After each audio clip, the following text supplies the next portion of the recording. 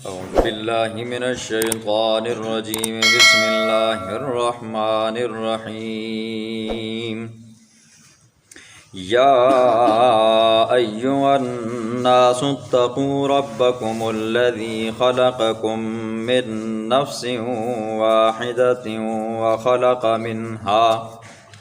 وخلق منها زوجها وبث منهما رجالا كثيرا ونساء واتقوا الله الذي تساءلون به والأرحام إن الله كان عليكم رقيبا. صدق اللہ العظیم. اس سورت کا نام سورۃ النساء.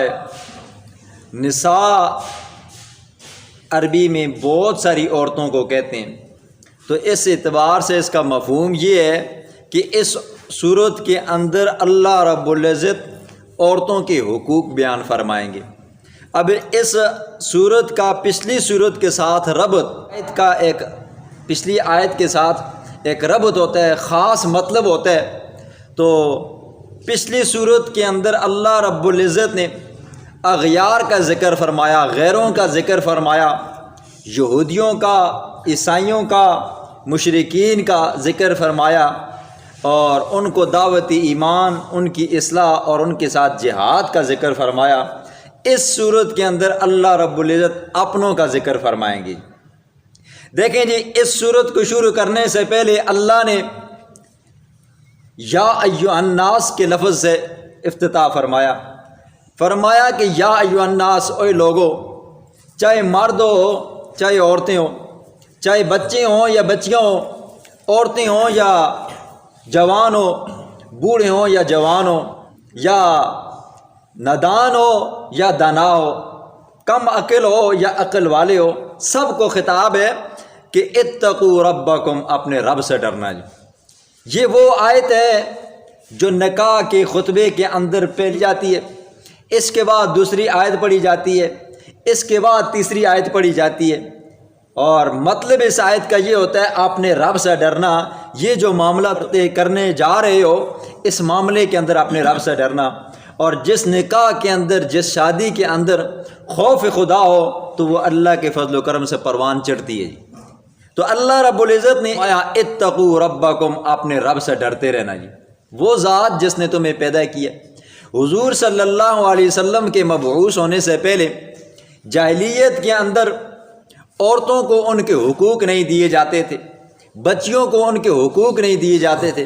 وجہ کیا ہوتی تھی کہ چونکہ یہ لڑائی کے قابل نہیں ہے تو لہٰذا ان کے حقوق کیا کیے جائیں سلب کیے جائیں. اسی طرح چھوٹے بچے، ان کے حقوق سلب کیے جاتے تھے. اور اسی طرح جو عورت بیمار ہو جاتی اس کو علیحدہ ایک کمرے کے اندر بند کر دیا جاتا تھا. اور اسی طرح کسی کے گھر میں اگر بچی پیدا ہو جاتی تو اس کو زندہ دفنایا جاتا تھا. تو اسلام آیا، اسلام نے عورت کا مقام سمجھایا اور عورت کے مقام بتائے اور عورت کے حقوق بیان فرمائے. تو اس پوری صورت کے اندر اللہ رب العزت عورتوں کے حقوق کو بیان فرمائیں گے.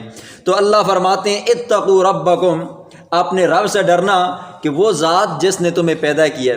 اب اللہ پہلا حکم دے رہے ہیں کہ تقوی اختیار کرنا، اور پہلی صفت اپنی بیان فرمائے ربکم، وہ تمہارا رب ہے جو تمہیں کہہ رہا ہے ڈرتے رہنا. کیونکہ رب کا معنی یہ ہے کہ پرورش کرنے والا.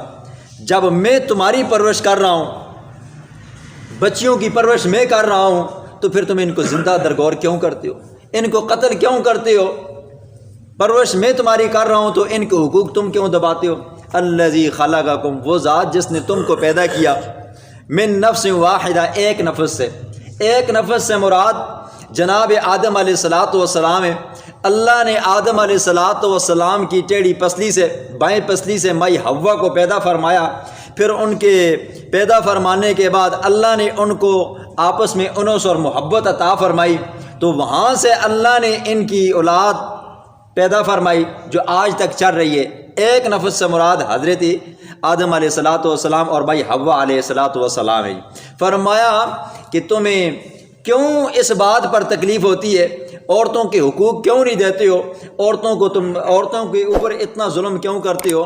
کہ وہ ذات جس نے تمہیں اور ان عورتوں کو ایک ہی نفس سے پیدا فرمایا، آگے فرمایا وَخَلَقَ مِنْهَا زَوْجَهَا وَبَثَّ مِنْهُمَا رِجَالًا كَثِيرًا، پھر ان دونوں سے اللہ رب العزت نے بہت سارے مردوں کو پھیلایا، بہت ساری عورتوں کو پھیلایا۔ آج دنیا کے اندر کتنی مسلمان ہیں، کتنے کافر ہیں، ہر جگہ پہ انسان ہی انسان ہے۔ یہ حضرت آدم علیہ السلام اور مائی حوا کی کیا ہے جی اولاد ہے۔ آگے اللہ فرماتے ہیں وَاتَّقُوا اللَّهَ الَّذِي تَسَاءَلُونَ بِهِ وَالْأَرْحَامَ، اور اس اللہ سے ڈرتے رہنا جس کے نام کے ذریعے تم ایک دوسرے سے مدد مانگتے ہو۔ جب بندہ پھنس جاتا ہے تو دوسرا کہتا ہے خدا کے نام پر یا اللہ کے نام پر میری مدد کر دو، یا مجھے یہ ضرورت پیش آئی ہے اللہ کے نام پر میری اس ضرورت کو پورا کر دو۔ آگے فرمایا والارحام، رحم کے معاملے میں بھی ڈرنا، رشتہ داری کے معاملے میں بھی ڈرنا۔ رشتہ داری رحم، اس کے بارے میں حدیث کے اندر بہت زیادہ تاکید آئی ہے۔ اللہ کے پیغمبر نے فرمایا الرحم شجنۃ من الرحمن، لفظ رحم قرابت داری، رشتہ داری، یہ رحمان سے نکلے جی۔ جب اللہ نے زمین و آسمانوں کو پیدا فرمایا، چرند پرند درند کو پیدا فرمایا، تمام مخلوقات کو پیدا فرمایا، تو وہاں پر یہ رشتہ ناتا، یہ رشتہ داریاں ہوتی ہیں نا، چاچے مامے کاکے پھوپھیاں جو بھی ہے جی، تو یہ رشتہ یہ ناتا وہاں پہ کھڑا ہوا، اللہ کی کمر کو پکڑا، کہا اے اللہ یہاں پر میں تجھ سے کچھ مانگنے لگا ہوں۔ تو فرمایا کیا ہے جی؟ فرمایا مولا جو مجھے جوڑے گا تو اس کے بارے میں تیرا کیا خیال ہے، اور جو مجھے توڑے گا اس کے بارے میں کیا خیال ہے؟ اللہ نے فرمایا من وصلک وصلت، جو تجھے جوڑے گا میں اسے جوڑوں گا، اور جو تجھے توڑے گا میں اسے توڑوں گا جی۔ اسی طرح اللہ کے پیغمبر نے فرمایا کہ جو بندہ چاہتا ہے میرے رزق کے اندر فراوانی ہو، میرا رزق کشادہ ہو، میرے رزق کے اندر برکتیں ہوں اور میری عمر کے اندر برکت ہو، اللہ کے پیغمبر نے فرمایا پھر وہ اپنے رشتہ داروں کے ساتھ صلہ رحمی کرے۔ اپنے رشتہ داروں کے ساتھ صلہ رحمی کرنا، قرابت داروں کے ساتھ صلہ رحمی کرنا، یہ عمر کے اندر اضافے کا بھی سبب بنتا ہے اور رزق کے اندر بھی اضافے کا سبب بنتا ہے۔ اسی طرح اللہ کے پیغمبر نے فرمایا جو بندہ بغیر کسی شرعی عذر کے کسی سے اپنا رشتہ ناتا توڑتا ہے، رشتہ داروں کو ناراض کرتا ہے، بہن بھائی ہیں ان سے خفگیاں ڈالتا ہے، فرمایا ایسا بندہ لا يدخل الجنت قاطع، ایسا بندہ جنت میں داخل نہیں ہوگا، ایسا بندہ جنت میں داخل نہیں ہوگا۔ شرعی بیماری ہے، شرعی ناراضگی ہے تو پھر آپ ناراض ہو سکتے ہیں۔ مثال کے طور پر کسی جگہ پہ شادی ہے اور شادی کے اندر گانے باجے ہیں جی، وہاں پر خرافات ہی خرافات ہیں، شریعت کی دھجیاں، شریعت کی خلاف سارے کام ہو رہے ہیں اور شریعت کو پامال کیا جا رہا ہے۔ اگر کوئی بندہ وہاں پر کہتا ہے میں نہیں جاتا ہوں تو دوسرا بندہ ناراض ہوتا ہے تو بھلے ہو جی، اس پر آپ کو ناراض ہونے پر اس کام کے اوپر آپ کو ثواب ملے گا، لیکن خواہ مخواہ ناراضگی ڈالنا چھوٹی موٹی باتوں پر، غیر شرعی کاموں کے اوپر ناراض ہونا، تو اللہ کے پیغمبر نے فرمایا لا يدخل الجنت قاطع، ایسا بندہ جنت میں داخل نہیں ہوگا۔ اسی طرح حضرت عبداللہ بن سلام رضی اللہ عنہ فرماتے ہیں کہ جب پہلی مرتبہ میں حضور صلی اللہ علیہ وسلم کی محفل میں آیا تو جو پہلے وہ الفاظ حضور کے میرے کانوں میں پڑے وہ یہ تھے کہ افشوا السلام واطعموا الطعام وصلوا الارحام، اپنے رشتہ داروں کے ساتھ، عزیزوں کے ساتھ، قرابت داریوں کے والوں کے ساتھ کیا کرنا ہے جی؟ صلہ رحمی سے پیش آنا ہے۔ تو فرمایا کہ والارحام، وہ ذات کے جس کے نام کے ذریعے تم مانگتے ہو اور وہ ذات کے رشتہ داریوں کے ذریعے واسطے سے تم کیا کرتے ہو جو اس اللہ سے مانگتے ہو، تو تقو، ڈرتے رہنا جی، اس رب سے ڈرتے رہنا ہے۔ ان اللہ کان علیکم رقیبا، بے شک اللہ ہے تمہارے اوپر نگہبان، تم جو کام کرتے ہو کام کو اللہ دیکھتا ہے۔ آگے اللہ رب العزت 14 حقوق بیان فرمائیں گے جی، 14 حقوق بیان فرمائیں گے۔ آج کے درس کے اندر اتنا ہی بہت ہے۔